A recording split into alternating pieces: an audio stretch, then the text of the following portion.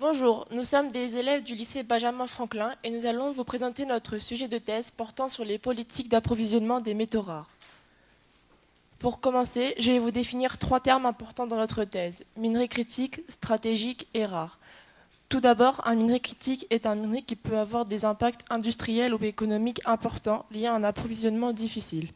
Ensuite, un minerai stratégique est un minerai indispensable à la politique économique d'un État. Et enfin, un minerai rare est au sens géologique un minerai dont la disponibilité est très faible dans la croûte terrestre. Vous pouvez le voir ici, les 26 métaux classés critiques par l'Union européenne en 2017. Et ici, le tableau de Mendeleïev où sont répertoriés en jaune les minerais au risque faible en approvisionnement. Et en rose, ceux au risque très, très élevé. Pourquoi en parle-t-on ? Si on en parle, c'est tout simplement car on utilise au quotidien plusieurs milliers de tonnes de ces métaux dans de nombreux secteurs d'activité, tels que l'électronique, comme vous pouvez le voir sur cette image qui montre la décomposition d'un téléphone portable avec tous les métaux nécessaires à sa fabrication. On utilise aussi ces métaux en aéronautique, en production électrique ou dans les transports. Quels sont les enjeux de cet approvisionnement ? Ces ressources sont devenues vitales pour notre société et pour une éventuelle transition énergétique, mais elles sont aussi source de tensions et interrogent les chercheurs quant à la dépendance nationale et européenne face à la Chine. En effet, la Chine possède la majorité des productions minières de la planète, ainsi que l'Afrique du Sud ou les États-Unis. Dans le cadre d'une gestion des ressources, une transition énergétique est-elle envisageable? Si oui, comment? Et quelles solutions pourraient permettre à la France et à l'Europe d'assurer l'approvisionnement de ces métaux? Nous avons choisi de s'arrêter plus précisément sur le cas du tungstène. Qu'est-ce que c'est le tungstène? Le tungstène de son symbole W fait partie des métaux de transition. Il a une longue durée de vie. Comme vous pouvez le voir sur cette image, vous pouvez retrouver 2 bâtonnets de tungstène sous ses différentes formes. Le tungstène a son point de fusion qui s'élève à 3422 degrés et son point d'ébullition à 5555. Il est donc le métal avec les plus hauts points de fusion et d'ébullition. De plus, il est assez dense et a une très grande dureté. Vous pouvez voir sur ce graphique que le tungstène a une très forte importance stratégique pour l'industrie française, mais malheureusement, il y a des forêts en ce qui concerne l'approvisionnement.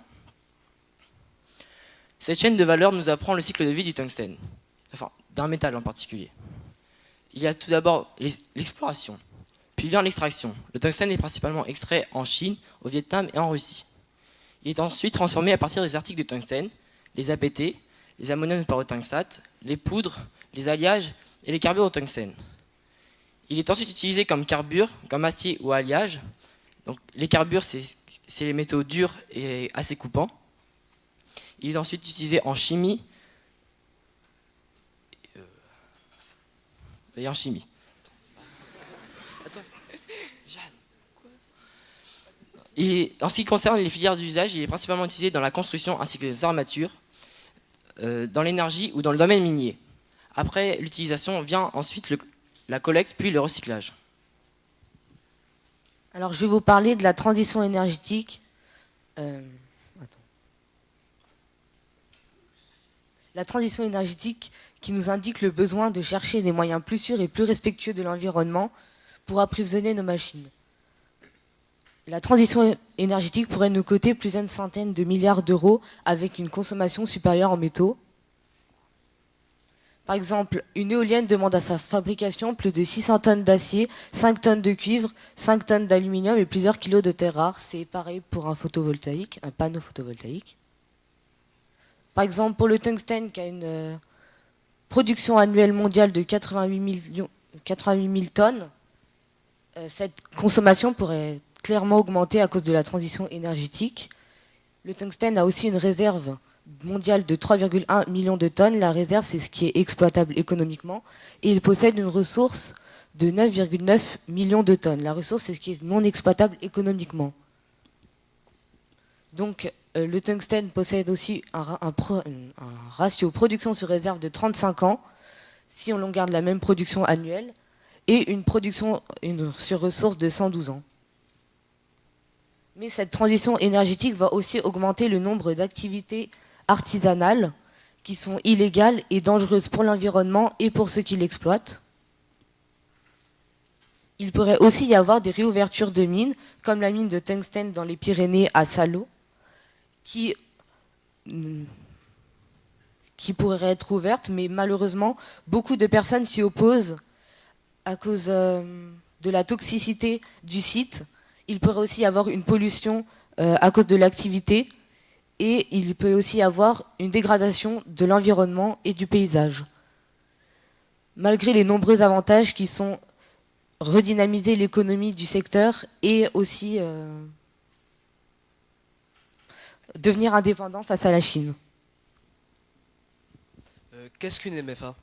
Alors une MFA est une méthode permettant d'analyser un flux d'un métal dans un périmètre précis.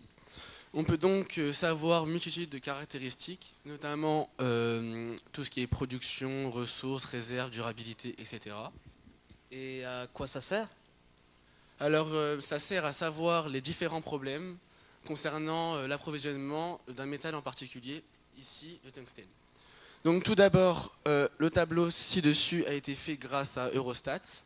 Eurostat qui est un organisme géré par la Commission européenne et qui est chargé de tout ce qui est statistique commerciale. Donc ce tableau représente l'exportation du tungstène en Europe entre 2000 et 2016. Donc le tungstène, dans le tungstène, il existe plusieurs codes d'articles. Donc comme a dit tout à l'heure mon camarade, les APT, ferrotungstène en haut et en dessous, tout ce qui est concentré. Donc on sait très bien que ce type de flux n'est pas composé à 100%. En l'occurrence ici, entre 15 et 75%. En dessous, le schéma représentant la MFA du tungstène en Europe. Donc en jaune, c'est tout ce qui est importation de tungstène, notamment tout ce qui est produits transformés. Et tout ce qui est rouge, tout ce qui est produits finis, tout ce qui est exportation de tungstène. Il existe aussi différents types de pertes, 3, ainsi que le recyclage. À l'œil nu, on peut constater comme quoi les 3 types de pertes sont quasiment équivalents au recyclage. Pour finir, il existe différentes limites. Premièrement, des estimations assez conséquentes, notamment à travers tout ce qui est recyclage. Et deuxièmement, tout ce qui est manquement de données, notamment avec tout ce qui est flux secret défense.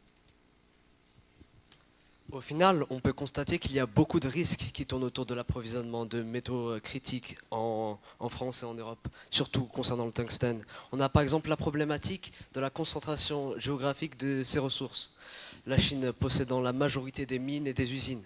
On a aussi la problématique de la demande de plus en plus croissante de ces métaux, notamment pour, comme l'a dit mon camarade, pour la transition énergétique et du fait qu'on l'utilise dans la plupart de nos appareils.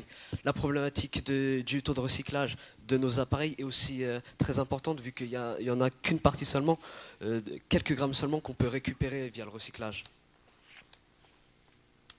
Maintenant, quelles sont les solutions qu'on peut apporter au problème d'approvisionnement de ces métaux en Europe? Elles sont nombreuses et applicables en même temps.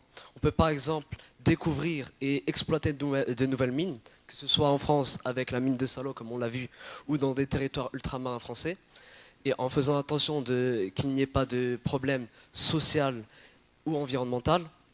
On peut aussi stocker le tungstène en grande quantité pour nos industries. Il y a aussi le commerce et les relations internationales, faire en sorte qu'entre les États, il y ait une vraie coopération concernant les questions d'approvisionnement en ces métaux. Et c'est aussi un sujet dont la chimie et la science peuvent beaucoup s'investir, notamment via l'éco-conception. Il s'agirait de pouvoir, dès la conception d'un produit, faire en sorte qu'il soit plus facilement décomposable pour un meilleur recyclage et récupérer un maximum de ces métaux. Et de nouvelles méthodes de recyclage seraient beaucoup appréciées dans le domaine pour récupérer quelques grammes de terre rare. Pour finir, nous souhaitions remercier nos professeurs d'édifice, donc Madame David, Madame Renard et Madame Vallée, notre doctorant, Monsieur Raphaël Danino Perrault, et l'université qui nous a prêté leurs locaux et l'organisation d'édifice qui nous a permis de faire cette enrichissante expérience. Merci de votre attention. Avez-vous des questions ?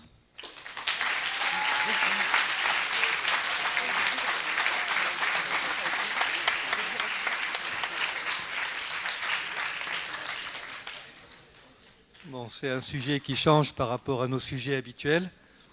Est-ce que vous avez des questions, des remarques?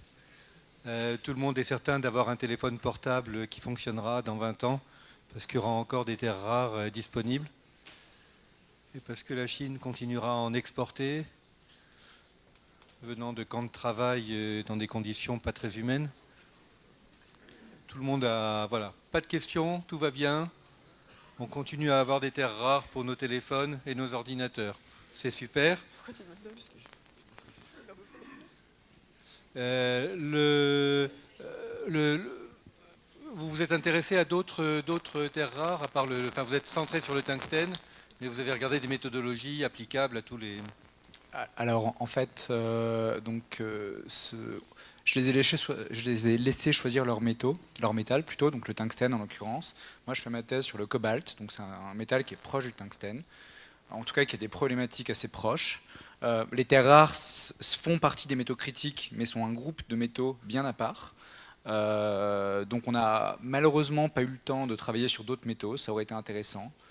Ils ont quand même observé avec attention le cobalt, puisque je travaille sur ça et que j'aurais donné comme exemple au départ. Et effectivement, la méthodologie combinée MFA, donc analyse de flux, analyse de la chaîne de valeur, c'est une analyse très intéressante pour compléter tout ce qui est étude de criticité, donc étudier comment un métal réagit aux différentes problématiques auxquelles il est confronté. D'accord. Et c'est une thèse qui se fait dans le cadre de Voltaire, non ? Non, alors Voltaire est un peu à côté effectivement, mais c'est un cadre BRGM, Laboratoire d'économie d'Orléans. D'accord, très bien. Là, c'est des collaborations qui se tissent. Le laboratoire d'économie acquiert une très forte compétence là-dedans parce que grâce à la présence justement du BRGM et de gens qui connaissent les domaines miniers et les filières industrielles. Bien. S'il n'y a pas d'autres questions ou remarques, merci pour cette présentation qui était la dernière du programme Édifice proprement dit. Et on va avoir maintenant une présentation, je ne sais pas s'ils sont là, par les lycéens de Voltaire qui présentent un projet de balance. Pardon ? C'est Potier ? Ah pardon. Alors il y a Potier. Donc il y a... Oui, on peut...